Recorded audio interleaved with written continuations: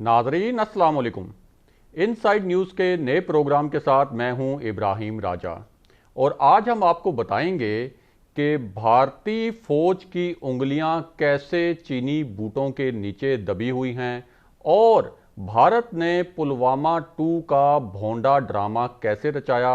और इस पूरी सूरत हाल में वज़ीर-ए-आज़म Imran Khan, army chief general Bajwa और DGISI की इंतहाई अहम मीटिंग और इंतहाई अहम ब्रीफिंग से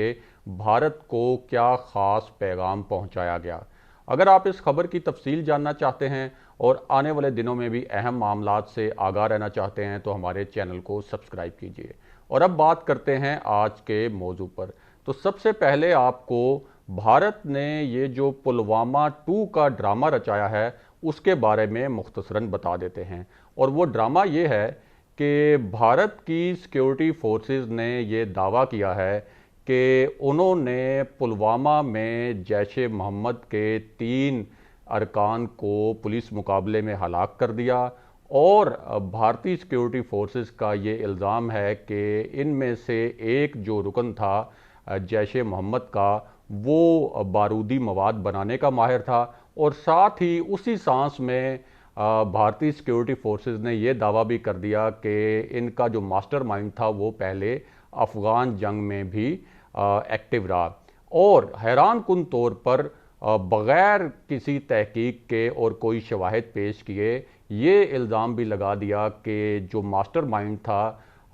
इन तीनों का, वो पाकिस्तान के शहर मुल्तान का असलन रिहायशी था। लेकिन इस मामले पर चूंकि कोई शवाहिद और सबूत पेश नहीं किए गए तो भारत का ये जो ड्रामा था जिसे पुलवामा 2 का नाम दिया गया है, इस ड्रामे पर भारत में जो आलमी सफारतकार हैं उनके सामने भी ये सारा जो ड्रामा है वो एक मजाक बनकर रह गया। और इस ड्रामे का मकसद ये था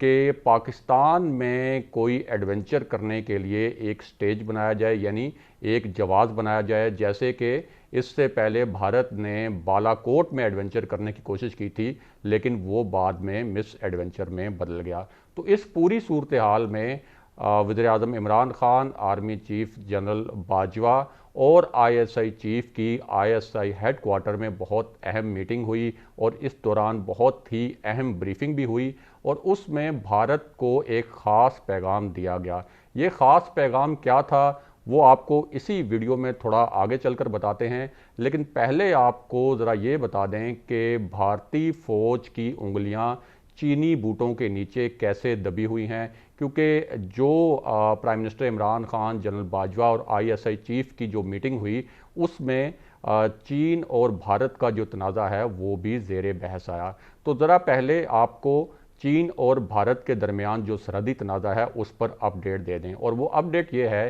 कि चीन के हाथों भारत ने अपना 60 मुरब्बा किलोमीटर का इलाका खोने के बाद मोदी की जो हुकूमत है उसने घुटने टेक दिए हैं और अब 6 जून को दोनों मुल्कों के दरमियान कोर कमांडर्स की सतह पर मुज़ाकरात होंगे। और खुद भारतीय तज्ज़ियाकार इस पूरी सिचुएशन को इस तरह से बयान कर रहे हैं और इस तरह की हेडलाइंस बनाई गई हैं कि इस मुज़ाकरात से पहले भारतीय जो फ़ौज है उसकी उंगलियां पूरी तरह चीनी फ़ौजियों के बूटों के नीचे दबी हुई हैं, क्योंकि चीन को इन मुज़ाकरात से पहले एक सुपीरियर पोजीशन हासिल है। और उसकी वजह यह है कि चीन जो है वो 60 मुरब्बा किलोमीटर के भारतीय इलाके पर काबिज़ है और उसने ना सिर्फ वहाँ पे बंकर्स बना लिए हैं बल्कि जो दीगर जदीद साजो सामान है वो भी वहाँ पहुँचा दिया है। इसके साथ साथ खुद भारतीय दिफाई तज्ज़ियाकार कह रहे हैं कि चीन ने भारतीय इलाके में जहां पहले भारतीय फ़ौज बाकायदगी से गश्त करती थी उस इलाके में गालवान वैली समेत 3 अहम तरीन दिफाई पोजीशंस और मकामात पर कब्ज़ा कर लिया है। और चीन अब इस पोजीशन में भी है कि उस इलाके में भारत के लिए फ़ौजी तरसील का काम करने वाली एक सड़क, यानी वो सड़क जिसके ज़रिए भारतीय फ़ौज को साजो सामान पहुंचाया जाता था, अब चीन उससे सिर्फ 1 किलोमीटर दूर है और चीन किसी भी वक्त जो है वो उस सड़क को ब्लॉक करने की पोजीशन में भी है। इसके साथ साथ चीन ने वहाँ 14,022 फुट की बुलंदी पर जो चीन का एयरपोर्ट है वहां अपने जंगी जहाज भी पहुंचा दिए हैं। तो इस पूरी सूरत हाल में भारत जो है वो पूरी तरह चीन के मुहासरे में है। और अब मोदी हुकूमत जो है उसने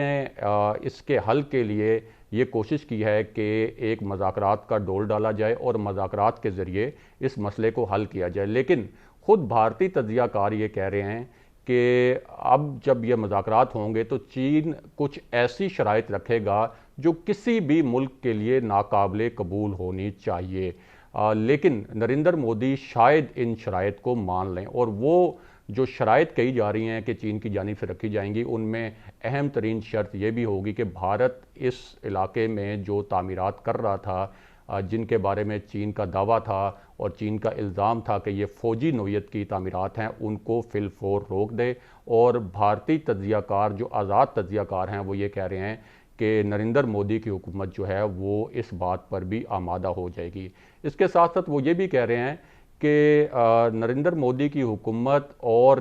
जो भारत की जो मिलिट्री है इसको वो मोदी और मिलिट्री अलायंस कह रहे हैं। और तज्ज़ियाकारों का ये कहना है कि नरेंद्र मोदी ये तासुर देने की कोशिश कर रहे हैं, ये झूठा तासुर देने की कोशिश कर रहे हैं कि चीनी फ़ौज ने भारतीय इलाके पर कब्ज़ा ही नहीं किया। और इस सिलसिले में जो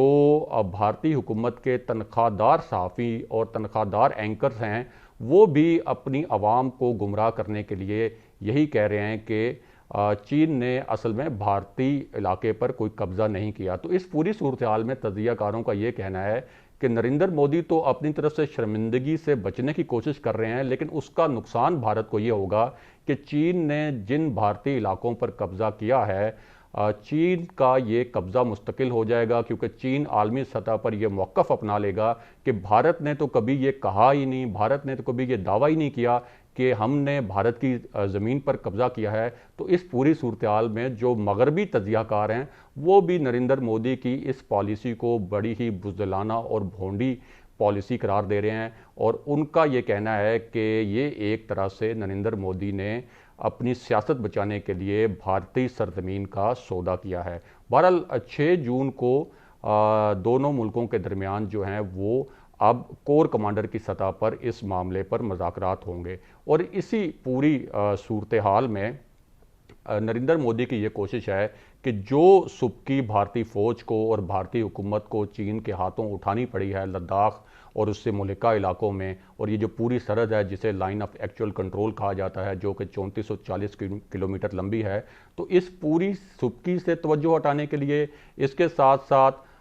भारत के अंदर जिस तरह से मुस्लिम कुछ पॉलिसीज़ अपनाई गई नरेंद्र मोदी की जानिब से और अक़लियतों को निशाना बनाया गया, और जिस तरह से ना सिर्फ भारत के अंदर मोदी की पॉलिसियों पर तनकीद हुई बल्कि आलमी सतह पर भी पहली मरतबा भारत के ऊपर इतनी शिद्दत से तनकीद हुई। तो इस पूरी सूरत हाल में नरेंद्र मोदी की ये कोशिश है कि कोई ऐसा जवाब तलाश किया जाए कि पाकिस्तान के अंदर कोई कार्रवाई करने की कोशिश की जाए, कोई एडवेंचर करने की कोशिश की जाए और उससे अपने आवाम में एक जंगी जुनून पैदा किया जाए, और फिर उनकी तवज्जो जो है ये चीन के हाथों जो भारत को हज़ीमत उठानी पड़ी है उससे हट जाए। और इसके अलावा नरेंद्र मोदी की जो नाकाम पॉलिसियां हैं भारत के अंदर, जिसने भारत के अंदर भी तकसीम पैदा की और आलमी सतह पर भी भारत को रुस्वा किया, उससे भी तवज्जो हट सके। तो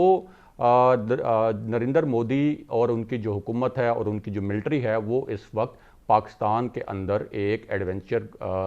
के लिए एक स्टेज तैयार कर रही है। तो इस पूरी सूरत हाल में prime minister Imran Khan, army chief general Bajwa और ISI चीफ की मुलाकात हुई, और बहुत ही ये गैर मामूली बात है कि प्राइम मिनिस्टर इमरान खान और आर्मी चीफ जनरल बाजवा ने चंद ही दिनों में 2 मरतबा ISI हेडक्वार्टर का दौरा किया और वहाँ इस पूरी सूरत हाल के ऊपर एक बड़ी तफसीली ब्रीफिंग हुई। और उस ब्रीफिंग में जो चीन और भारत के दरमियान इस वक्त तनाज़ा चल रहा है उसके ऊपर भी बातचीत हुई। ख़ास तौर पर जो पुलवामा 2 के ज़रिए पाकिस्तान में एक एडवेंचर करने का एक जवाब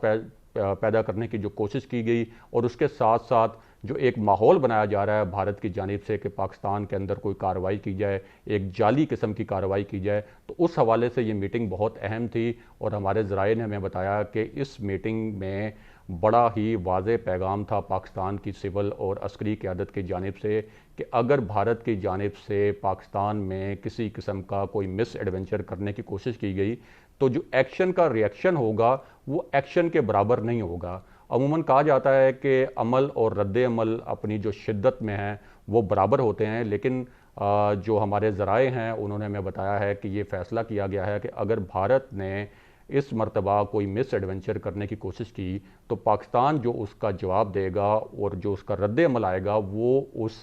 अमल से जो भारत करेगा उससे बहुत ज़्यादा उसका कैनवस वसी होगा, उसका पैमाना जो है वो बहुत ज़्यादा वसी होगा और बिला ताख़ीर जो है वो भारत की इस कार्रवाई का जवाब दिया जाएगा। इसके साथ साथ हमारे ज़राए ने हमें ये भी बताया कि इस मीटिंग में और इस ब्रीफिंग में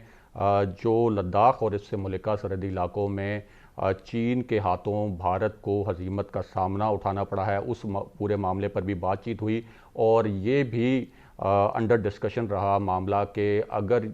भारत और चीन के दरमियान ये तनाज़ा शिद्दत अख्तियार करता है और अगर ये जंग की सूरत अख्तियार करता है तो फिर पाकिस्तान की सिविल हुकूमत की और पाकिस्तान की जो अस्करी क़यादत है और पाकिस्तान की जो फ़ौज है उसकी क्या हिकमत अमली होगी। तो ये जो मीटिंग हुई है इससे भारत को एक बड़ा ही दो टोक और वाज़े पैगाम दिया गया है कि भारत की जानिब से किसी भी मिस एडवेंचर की सूरत में बिला ताख़ीर जवाब दिया जाएगा और उस जवाब का जो स्पेक्ट्रम है और उसका जो कैनवस है और उसका जो पैमाना है वो भी बहुत वसी होगा।